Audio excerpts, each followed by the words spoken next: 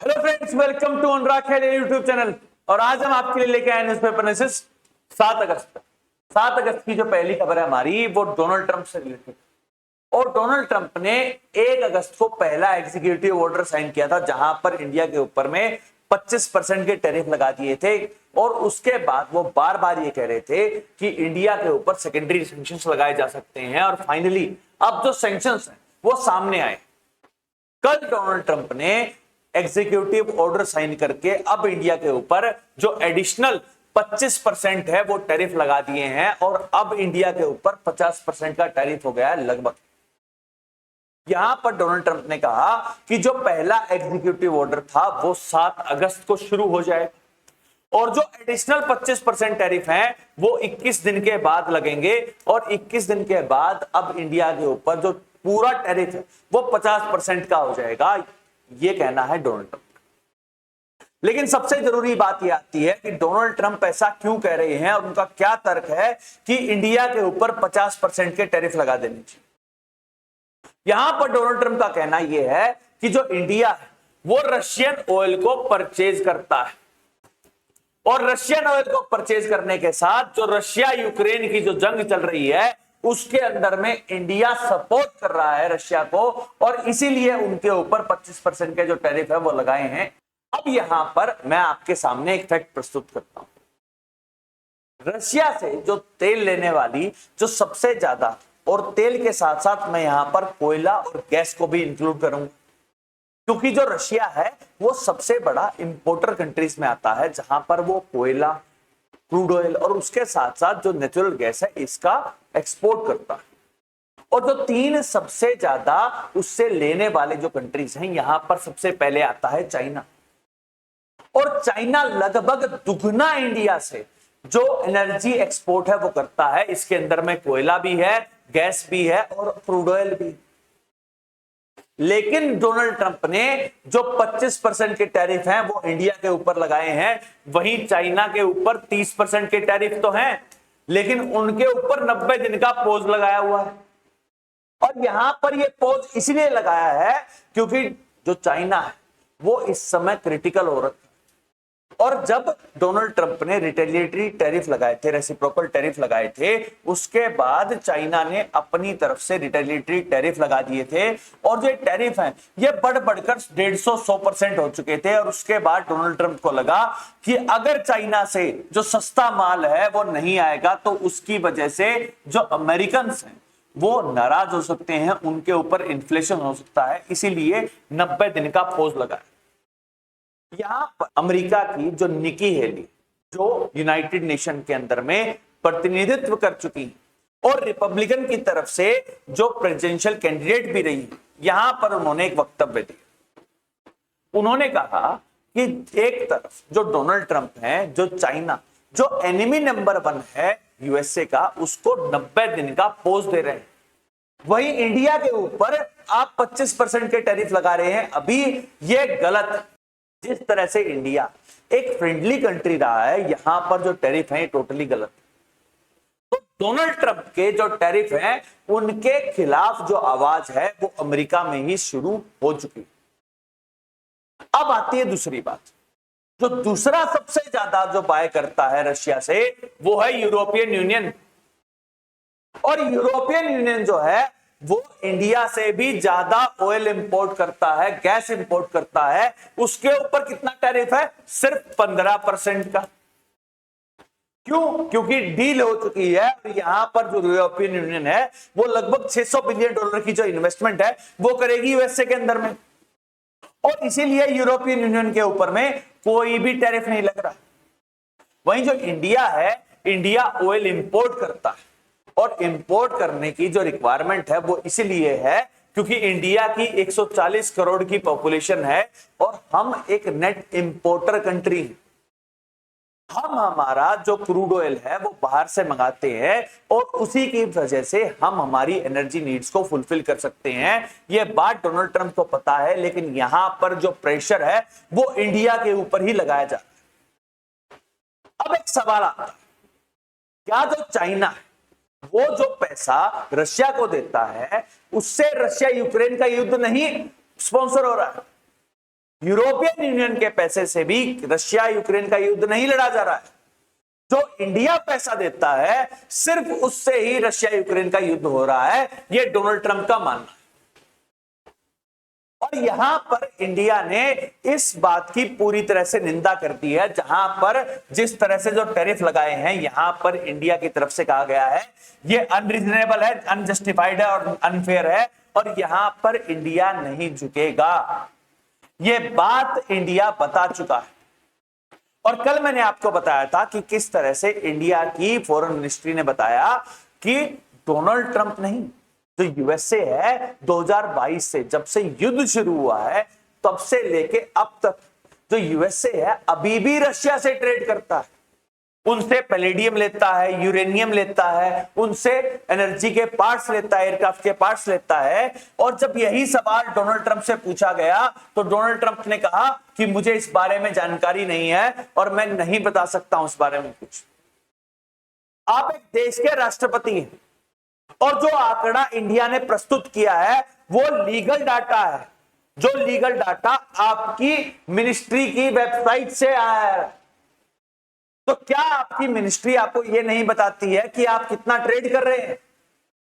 और क्या आप जो 4 से 5 बिलियन डॉलर का जो ट्रेड करते हैं क्या उससे रशिया यूक्रेन का युद्ध नहीं हो रहा है?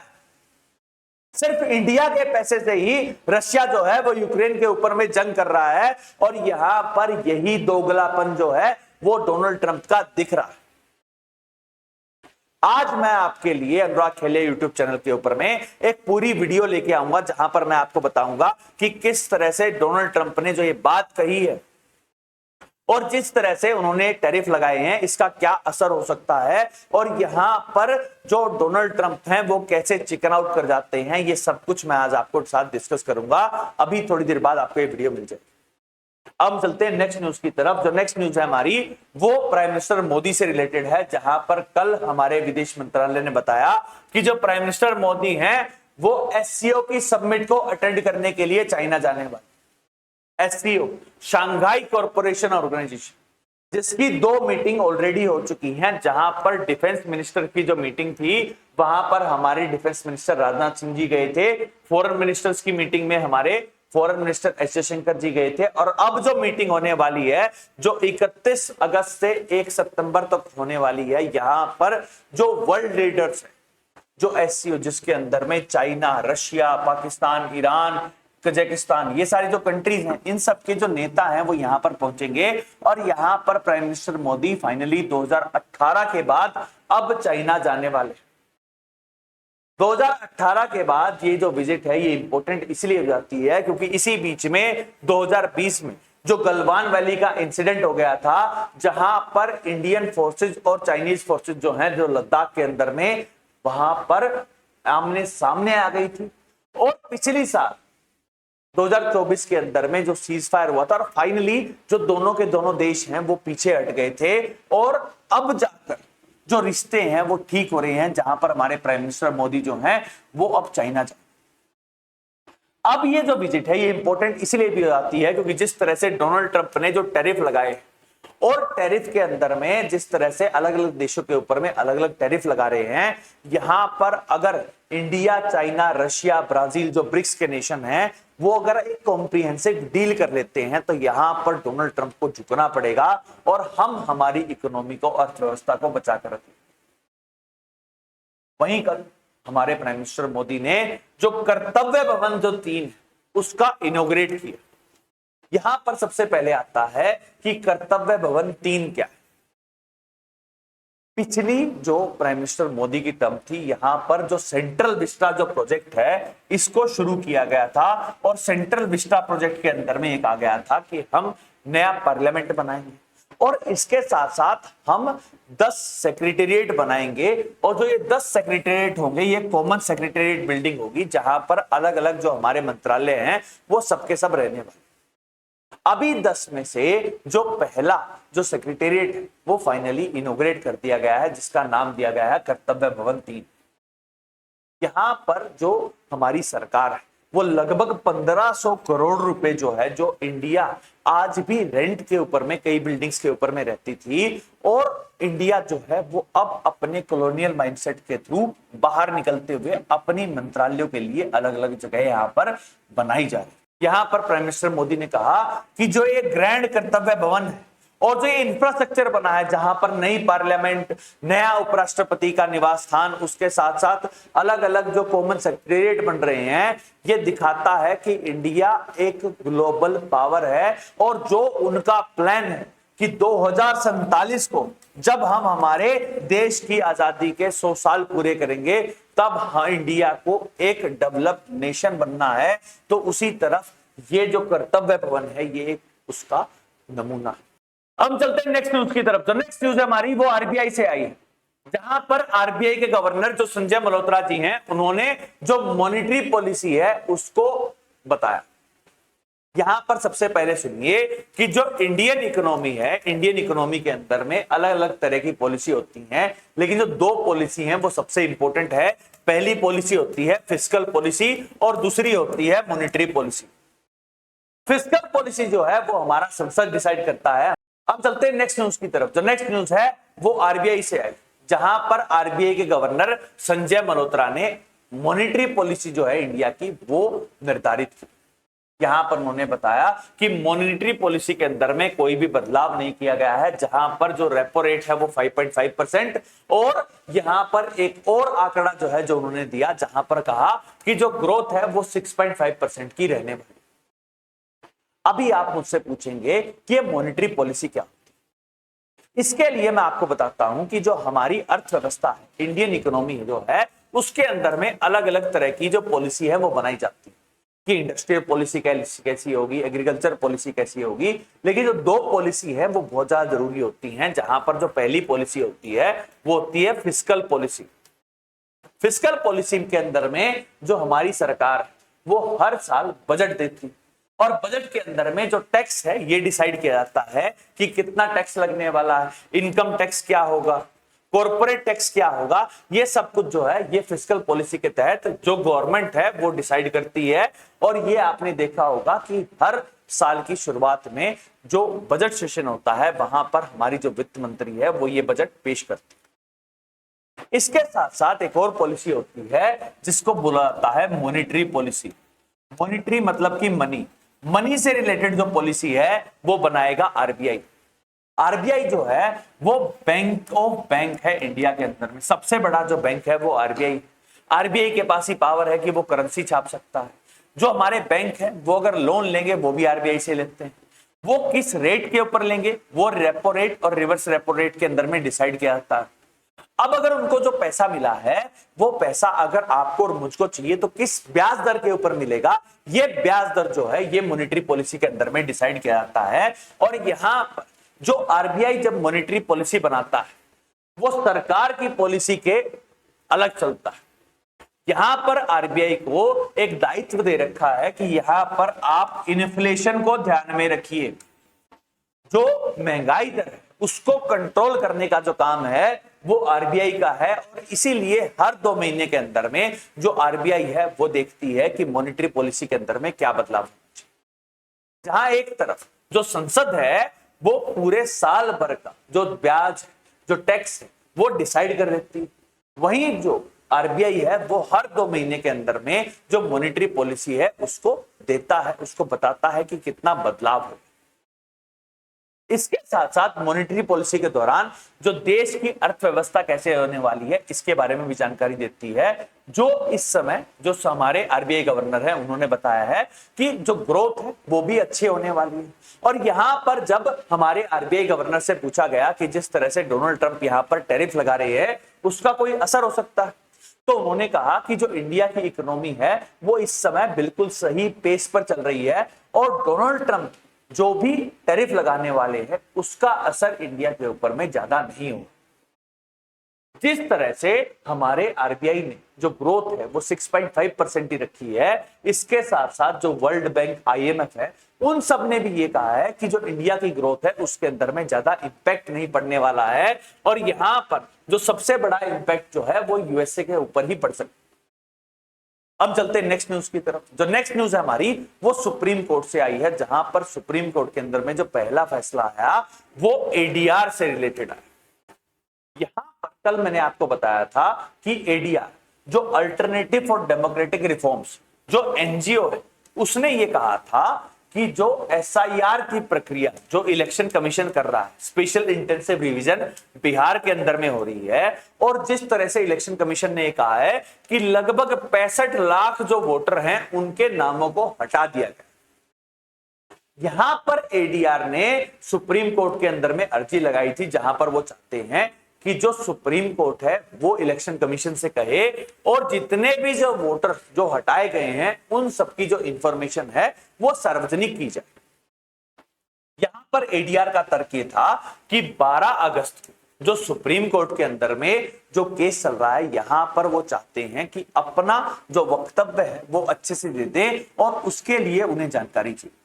यहां पर सुप्रीम कोर्ट ने अब इलेक्शन कमीशन से यह कहा है कि आप आज की तारीख में जो 65 लाख वोटर जो हटे हैं उन सबकी जानकारी जो है वो सार्वजनिक कर दें। अब चलते हैं नेक्स्ट न्यूज की तरफ। जो नेक्स्ट न्यूज है वो उदयनिधि स्टालिन से रिलेटेड। उदयनिधि स्टालिन जो डीएमके के नेता हैं और इस समय तमिलनाडु के चीफ मिनिस्टर हैं, और उन्होंने अपने नाम से उदयनिधि स्टालिन नाम से एक स्कीम लॉन्च की थी। यहां पर मद्रास हाईकोर्ट के अंदर में एआईडीएमके के जो एक नेता हैं वो गए थे, और यहां पर मद्रास हाईकोर्ट ने उन्होंने जिस तरह से अपने नाम के ऊपर में जो ये पॉलिसी बनाई थी यहां पर उसको क्वेश कर दिया। उसके बाद जो एमके स्टालिन सरकार है वो गई थी सुप्रीम कोर्ट के अंदर में, और यहां पर सुप्रीम कोर्ट ने कहा है कि जो हाईकोर्ट का ऑर्डर था वो गलत था, और यहां पर जो एआईएडीएमके के जो नेता हैं एमपीसी, उनको यहां पर 10 लाख का फाइन भी लगा दिया। यहां पर उन्होंने कहा कि सरकार अपनी जो पॉलिसी है वो अपने हिसाब से बनाएगी, उन्हें जो नाम रखना है वो रख सकती है। अब जो नेक्स्ट खबर है हमारी वो भी सुप्रीम कोर्ट से आई है, जहां पर सुप्रीम कोर्ट ने इलाहाबाद हाई कोर्ट के एक जो जज हैं प्रशांत कुमार, उनको यहां पर बार कर दिया है कि वो अब कोई भी जो क्रिमिनल केस है वो नहीं हियर कर सकते हैं अपनी रिटायरमेंट तक। यहां पर मामला क्या था, यहां पर एक सिविल मामला था जिसके अंदर में 2 पार्टीज थी, एमएस शिखर केमिकल्स और इसके साथ साथ लतिका टेक्सटाइल कंसर्न। ये एक सिविल डिस्प्यूट था जहां पर जो 2 पार्टी हैं इनमें से एक पार्टी जो है वो पेमेंट नहीं कर रही थी, लेकिन यहां पर जो जस्टिस प्रशांत कुमार जी हैं उन्होंने इसको एक क्रिमिनल ऑफेंस के तौर पर देख लिया। यहां पर सुप्रीम कोर्ट ने इस बात का संज्ञान लिया और ये कहा है कि अब जो जस्टिस प्रशांत कुमार जी हैं वो किसी भी तरह की जो कोई भी क्रिमिनल केसेस की हियरिंग नहीं कर सकते। अगर वो किसी भी बेंच का पार्ट बनेंगे तो वहां पर जो सीनियर जज होगा उसकी ये दायित्व है कि जो वो ऑर्डर पास कर रहे हैं वो सही से पास कर रहे हैं कि नहीं कर रहे। यहां पर जिस तरह से सुप्रीम कोर्ट ने ऑर्डर पास किया है ये बताता है कि हमारी जुडिशरी जो है वो हमेशा चेंज देखती है और अगर कोई भी कमी है तो उसको ठीक करने की तरफ काम करती है। अब जो नेक्स्ट खबर है हमारी वो महाराष्ट्र से आई है, जहां पर महाराष्ट्र के जो माथेरान जो जगह है, जो इकोलॉजिकल सेंसिटिव जगह है, यहां पर सुप्रीम कोर्ट ने बैन कर दिया है हैंड पुल्ड रिक्शा। यहां पर उन्होंने कहा कि ये इकोलॉजिकली सेंसिटिव जोन है और यहां पर जो हैंड पुल रिक्शा चलती थी वो अब नहीं चलेंगी। यहां पर उन्होंने कहा ई रिक्शा चलाई जाए, और ई रिक्शा इसलिए चलाई जाए क्योंकि ये इकोलॉजिकल जगह है और यहाँ पर जो रहने वाले जो एनिमल्स हैं उनको ध्यान में रखकर यहाँ पर जो नॉइस पोल्यूशन है वो नहीं होना चाहिए। अब जो नेक्स्ट खबर आ रही है हमारी वो पंजाब एंड हरियाणा हाईकोर्ट के ऑर्डर से है, जहां पर पंजाब एंड हरियाणा हाईकोर्ट ने जो भगवंत मान की सरकार जो एक पॉलिसी लेके आई थी, जहां पर पंजाब के अंदर में लैंड पूलिंग पॉलिसी जो थी उसके ऊपर में स्टे लगा दिया। यहां पर उन्होंने कहा कि जो पंजाब की सरकार है उन्होंने पूरी तरह से एस्टिमेट नहीं किया और जिस तरह से जो कंपनसेशन देना चाहिए वो नहीं दिया गया है, और इसीलिए जो पॉलिसी है इसके ऊपर में अभी स्टे लगा। अब इससे रिलेटेड जो भी डेवलपमेंट होगी वो मैं आपके लिए आऊंगा। अब हम चलते हैं नेक्स्ट न्यूज की तरफ। जो नेक्स्ट न्यूज है हमारी वो पार्लियामेंट से आई, जहां पर हमारे लीडर ऑफ अपोजिशन जो राहुल गांधी जी हैं उन्होंने डोनाल्ड ट्रंप को कोट करते हुए कहा कि जिस तरह से डोनाल्ड ट्रंप ने यहां पर जो टैरिफ लगाए हैं जो 25% के, ये अनफेयर ट्रेड डील, और यहां पर उन्होंने कहा कि डोनाल्ड ट्रंप जो है वो इकोनॉमिक ब्लैकमेल करना चाहते हैं। इसके बाद उन्होंने जो मोदी सरकार है उसको कटघरे में रखा, जहां पर उन्होंने कहा कि यहां पर जो सरकार है उसे ये बात सुनिश्चित करनी चाहिए कि हम हमारी इकोनॉमिक सॉवरेनिटी को कहीं भी ना खराब कर दें। हम एक सॉवरेन कंट्री है, सॉवरेन कंट्री के तौर पर ही हमें काम करना चाहिए।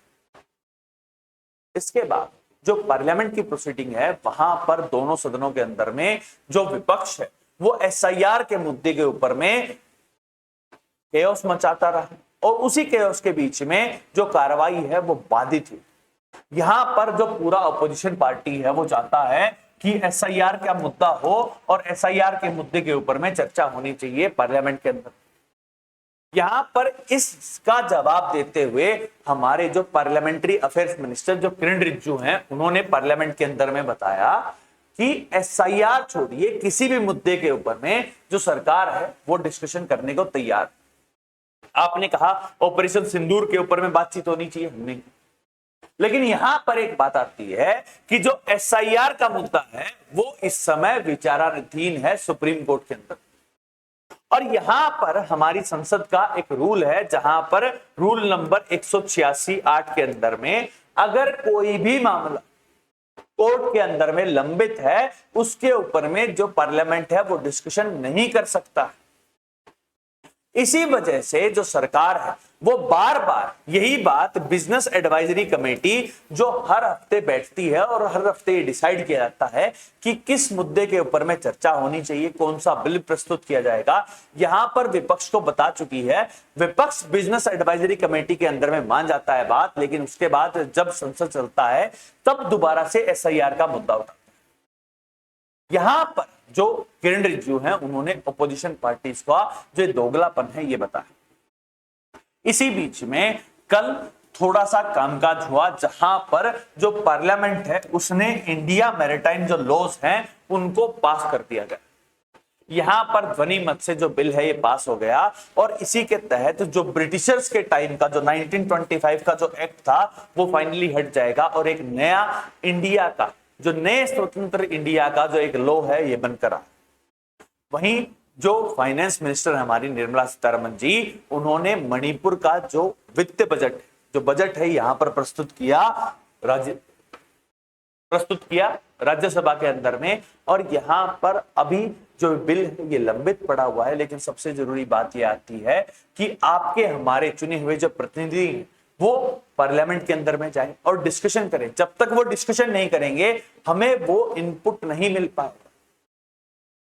और सबसे जरूरी बात यह आती है कि जो मॉनसून सेशन है वो इस बार का एक एक्सटेंडेड सेशन 21 अगस्त तक चलना है। अगर इसी तरह से एसआईआर के मुद्दे के ऊपर में जो ऑपोजिशन पार्टीज हैं वो बातचीत करती रहेंगी तो कितने सारे ऐसे इंपॉर्टेंट मुद्दे हैं जिनको हम नहीं उठा पाएंगे। और यहां पर पक्ष विपक्ष दोनों को साथ में आना चाहिए और एक ऐसा रेजोल्यूशन आना चाहिए जिससे ओवरऑल जो हमारी पार्लियामेंट है वो काम कर सके, हमें जो इंपॉर्टेंट इंफॉर्मेशन है वो मिल सके।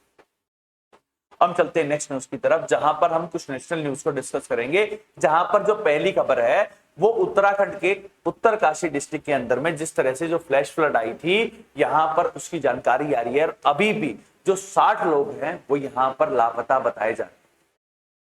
एनडीआरएफ, एसडीआरएफ, आईटीबीपी की जो टीम्स हैं वो यहां पर हैं, लेकिन जिस तरह से यहां पर भूस्खलन हुई है और जिस तरह से जो वेदर कंडीशंस है यहां पर राहत और बचाव का जो कार्य है वो अभी मुश्किल होता है। यहां पर एक और रिपोर्ट आई जहां पर जो फ्लैश फ्लड आई उसके कोज के पीछे कई सारे तर्क आ रहे। एक तर्क तो कल ही मैंने आपको बताया था जहां पर एक आ गया था कि जो क्लाउड बस्ट है वो हुआ था। अब एक नया तर्क आ रहा है जहां पर एक आ जा रहा है कि जो ग्लेशियर है वो यहां पर पिघला और उसकी वजह से फ्लैश फ्लड। क्लाउड बस्ट को हम नहीं रोक सकते हैं, लेकिन अगर ग्लेशियर के पिघलने की वजह से जो अगर ये आपदा आई है तो यहां पर हमें ये सुनिश्चित करना पड़ेगा कि जो इंडिया सरकार है उसके साथ साथ जो पूरा वर्ल्ड है ग्लोबल वार्मिंग को बड़े ध्यान से देखें और जो ग्लोबल वार्मिंग के इंपैक्ट्स हैं जो इस समय दिखाई दे रहे हैं उनको हम कंट्रोल कर सकें। हम चलते हैं नेक्स्ट न्यूज की तरफ। जो नेक्स्ट न्यूज है वो वेस्ट बंगाल से आई जहां पर लगभग 1 साल पहले जो आरजेकर केस हुआ था और आरजेकर के अंदर में जो एक मेडिकल स्टूडेंट थी जिसके साथ रेप हो गया था, उनकी हत्या कर दी गई थी, अब 1 साल बाद जनवरी के अंदर में फैसला आ चुका है जहां पर जो कन्विक्ट है उसको आजीवन कारावास की सजा हुई थी। यहाँ पर आरजीकर केस के अंदर में जो विक्टिम थी उसकी जो फैमिली है वो आज दिल्ली आना चाहती है और यहाँ पर जो सीबीआई चीफ है उनसे मुलाकात करेगी, क्योंकि इस केस की जो कार्रवाई है, जो जांच है वो सीबीआई ने की थी। तो यहाँ पर वो चाहते हैं कि सीबीआई और जांच करे और न्याय दिलाए जो विक्टिम है उसको। इसके साथ साथ वो होम मिनिस्टर अमित शाह जी से भी मिलेंगे और ये चाहते हैं कि जो कन्विक्ट उसको फांसी की सजा। अब चलते हैं नेक्स्ट न्यूज की तरफ। जो नेक्स्ट न्यूज है वो जम्मू कश्मीर से आई है, जहां पर जम्मू कश्मीर के जो चीफ मिनिस्टर हैं उमर अब्दुल्ला, उन्होंने रीच किया है अक्रॉस पार्टी हर एक लीडर्स को और यहां पर उन्होंने कहा कि जम्मू कश्मीर की जो स्टेटहुड है उसको रिस्टोर करने के लिए उन्हें मदद चाहिए। यहां पर उन्होंने कहा कि पार्लियामेंट का सेशन चल रहा है और वो चाहते हैं इसी सेशन के अंदर में जो जम्मू कश्मीर है उसको एक स्टेटहुड मिल जाए। अब चलते हैं नेक्स्ट न्यूज की तरफ। जो नेक्स्ट न्यूज है वो बॉम्बे हाई कोर्ट के अंदर में जो जज की रिकमेंडेशन आई है, यहां पर ऑपोजिशन पार्टी जो हैं वो आरएसएस और बीजेपी के ऊपर में हाईजैक करने की बात कर रहे हैं। सबसे पहले मुद्दा बताते हैं।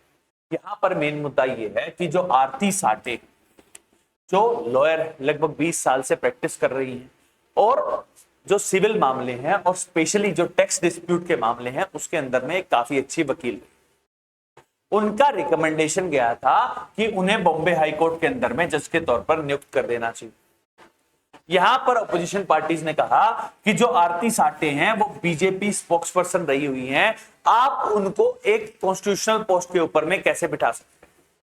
ये तर्क जो है ये अपोजिशन पार्टीज ने कहा और यहां पर उन्होंने कहा कि जो सरकार है वो कॉन्स्टिट्यूशनल पोस्ट को आरएसएस वाइड और बीजेपी वाइड करना चाहती है। यहां पर जो नेता हैं उनके जो लोग हैं उनको यहां पर डालना चाहती है और उसकी वजह से जो कॉन्स्टिट्यूशनल पोस्ट है वहां पर जो पार्टी के नेता हैं वो यहां पर पहुंचेंगे और ये गलत है। जो नेक्स्ट खबर आ रही है हमारी वो नक्सलवाद के खिलाफ, जहां पर जो पीएफएलआई जो people liberation front of India जो एक नक्सलाइट ग्रुप और यहां पर जो उनके एरिया कमांडर जो झारखंड के अंदर में होते थे मैथ्यूज, जिनके ऊपर लगभग 15 लाख का यहां पर जो इनाम, उनको यहां पर हमारी आर्म्ड फोर्सेस में मार दिया है। और इसी के तहत हमें पता लगता है कि जो हमारी सरकार जिस तरह से प्रतिबद्ध है कि हम यहां पर जो नक्सल फ्री है देश उसको बनाना है और कट ऑफ डेट भी डिसाइड कर रखी है कि 31 मार्च 2026 तक हमें हमारे देश को नक्सल फ्री बनाना है। और जिस तरह से एक्टिविटी हो रही है तो यहां पर लग रहा है कि सरकार अपनी डेडलाइन से पहले इंडिया को नक्सल फ्री बना लेगी। अब चलते हैं लास्ट, जहां पर हम इंटरनेशनल न्यूज को डिस्कस करेंगे, जहां पर जो पहली खबर है हमारी वो रशिया से आई। डोनाल्ड ट्रंप ने रशिया से हम ऑयल परचेज करते हैं इसीलिए टैरिफ लगाया, लेकिन इसी बीच में डोनाल्ड ट्रंप ने अपने गोल्फ बडी और मेन सलाहकार के तौर पर जो काम कर रहे हैं स्टीव विटकॉफ, उनको रशिया भेजा है और यहां पर स्टीव विटकॉफ के साथ जो मीटिंग है व्लादिमीर पुतिन की, यहां पर डोनाल्ड ट्रंप का ये कहना है एक ग्रेट प्रोग्रेस हुई है स्टीव विटकॉफ की मीटिंग से। ऐसी मीटिंग जब से 20 जनवरी जब से डोनाल्ड ट्रंप राष्ट्रपति बने हैं कई बार हो चुकी है, लेकिन उनका इंपैक्ट जो है वो अब तक कुछ भी दिखाई नहीं दिया। रशिया यूक्रेन कॉन्फ्लिक्ट के अंदर में जो रशिया है वो एज एग्रेशन करता ही जा रहा है और यूक्रेन की जो बहुत सारी जो धरती है उसको हथियाता जा रहा है। लेकिन डोनाल्ड ट्रंप कह रहे हैं कि बहुत ही अच्छी प्रोग्रेस हुई है और अगर अच्छी प्रोग्रेस हुई है तो वहां पर कोई पेपर में कोई बात तो आनी चाहिए। आप ये बताइए कि रशिया मान गया है कि अब लड़ाई बंद हो जाएगी, नहीं हुई है। इसी बीच में एक और बात हुई है जहां पर हमारे जो एनएसए अजीत डोभाल जी हैं वो रशिया गए हुए हैं और यहां पर इंडिया और रशिया मिलकर बातचीत करने वाले हैं कि डोनाल्ड ट्रंप जिस तरह से टैरिफ लगा रहे हैं उनको किस तरह से रिटेलिएट किया जाए। कल एक और डेवलपमेंट हुई है जहां पर डोनाल्ड ट्रंप ने जो जेडी वेंस जो इस समय उपराष्ट्रपति हैं उन्हें अपना उत्तराधिकारी चुनने की बात कही। अमेरिका के अंदर में कानून है कि जो राष्ट्रपति है वो सिर्फ 2 बार ही राष्ट्रपति बन सकता है। डोनाल्ड ट्रंप दूसरी बार अब राष्ट्रपति बने हैं और उन्होंने कहा है कि अब जो जेडी वेंस हैं वो अगले राष्ट्रपति के उम्मीदवार होने वाले हैं और जो मार्को रूबियो जो इस समय विदेश मंत्री हैं वो उनके डिप्टी के तौर पर ज्वाइन करने वाले। डोनाल्ड ट्रंप 6 महीने पहले राष्ट्रपति बने हैं और अभी 3.5 साल वो अभी राष्ट्रपति रहने वाले हैं। लेकिन यहां पर डोनाल्ड ट्रंप अपने उत्तराधिकारी की बात कर रहे हैं, लेकिन सबसे जरूरी बात उन्हें सोचनी चाहिए कि जिस तरह से उन्होंने एक इकोनॉमिक वॉर शुरू किया है उसको किस तरह से रिजॉल्व करें और किस तरह से वो अलग अलग देशों के अंदर में ये कह रहे हैं कि मैं शांति बनाना चाहता हूं, तो क्या वो शांति कहीं बना भी पाए। उसी का एक उदाहरण बताते हैं। यूएसए जो है वो इजराइल को सपोर्ट करता है, लेकिन जो इजराइल है उसने एक नया रिजोल्यूशन पास किया है जहां पर उन्होंने कहा है कि वो गाजा को पूरी तरह से हथियाना चाहते हैं। और यहां पर अब प्राइम मिनिस्टर नेतन्याहू ने अब मिलिट्री से ये कहा है कि आप पूरे गाजा के ऊपर में अपना आधिपत्य जमा लीजिए। डोनाल्ड ट्रंप इस तरह की बातों के ऊपर डिस्कशन ना करके ये डिसाइड कर रहे हैं कि अगले राष्ट्रपति कौन होने वाले हैं रिपब्लिकन के। जैसे वो सरकार बना चुके हैं, वो चुनाव जीत चुके हैं और उन्हें जो डर सता रहा है कि अगर कोई और राष्ट्रपति बन जाएगा कि जिस तरह से वो यहां पर जो कदम उठा रहे हैं उसका असर क्या होगा, डर सता रहा है डोनाल्ड ट्रंप को और इसीलिए वो अभी इलेक्शन मोड के अंदर में चले गए। ओवरऑल जो इजराइल हमास की जो जंग चल रही है गाजा के अंदर में, अब इजराइल ने जिस तरह से पूरे गाजा के ऊपर में जो आधिपत्य की बात की है, जो लगभग 1 मिलियन लोग जो गाजा के अंदर में रहते हैं उनका क्या होने वाला है अभी कुछ नहीं कह सकते हैं। यहां पर पूरे विश्व को साथ में आना पड़ेगा, तभी जाकर हम इजराइल की जो ये मंशा है इसको हम रोक पाएंगे। जो नेक्स्ट खबर आ रही है हमारी वो एशियाटिक कंट्री और चाइना से है, जहां पर चाइना के अंदर में जो सदर्न चाइना है वहां पर डिजास्टर हो रही है।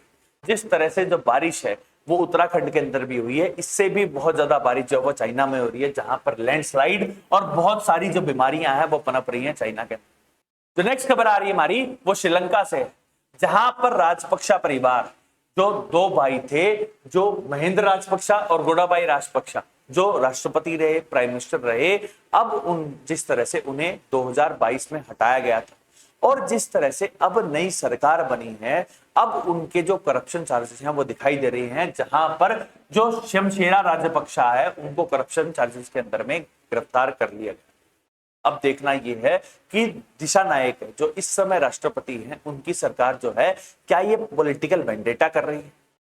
लेकिन जिस तरह से राजपक्षा परिवार के ऊपर में जितने करप्शन चार्जेस हैं और जिस तरह के एलिगेशन लगे हुए हैं, यहां पर यह लग रहा है कि अब राजपक्षा परिवार जो है वो श्रीलंका की जो पॉलिटिक्स है उससे पूरी तरह से अलग हो जाएगा। जो लास्ट की 2 खबरें हैं वो पाकिस्तान से आई है, जहां पर जो पहली खबर आई है वो यूनाइटेड नेशन की जो रिफ्यूजी एजेंसी है उन्होंने बताया है कि अब जो पाकिस्तान है वो डॉक्यूमेंटेड लोग जितने भी हैं जो अफगानिस्तान से, उन सबको अब डिपोर्ट करना शुरू कर चुकी है। ऑलरेडी जो पाकिस्तान है वो लगभग 1 मिलियन लोग जो हैं उनको यहां से पाकिस्तान से अफगानिस्तान भेजा जा चुका है। लेकिन सबसे जरूरी बात यह आती है कि तालिबान की वजह से जो अफगानिस्तान के लोग हैं वो पाकिस्तान आए थे, अब दोबारा से तालिबान की सरकार है और यहां पर अब लोगों को दोबारा जो भेजा जा रहा है, क्या ये सही है। और जो लास्ट खबर आती है हमारी वो आसिम मुनीर से रिलेटेड है। आसिम मुनीर जो जर्नल थे और जिस तरह से ऑपरेशन सिंदूर के अंदर में जो उनकी हार हुई थी, जिसे पाकिस्तान अपनी एक जीत मानता है, और उसके बाद फील्ड मार्शल बन गए थे और यहां पर कयास लगाए जा रहे थे कि जो आसिम मुनीर वो अब राष्ट्रपति बन सकते हैं। यहां पर आर्मी ने बताया है कि जो आसिम मुनीर हैं वो फील्ड मार्शल ही रहने वाले हैं, वो राष्ट्रपति नहीं बने। पाकिस्तान के अंदर में जो तख्ता पलट का जो काम है वो कई बार हो चुका है और ये नई बात नहीं होगी। किसी दिन जो फील्ड मार्शल आसिम मुनीर है वो किसी दिन राष्ट्रपति बन जाए और पाकिस्तान के अंदर में जो सरकार है वो बदल जाए। That's all for today. Thank you very much.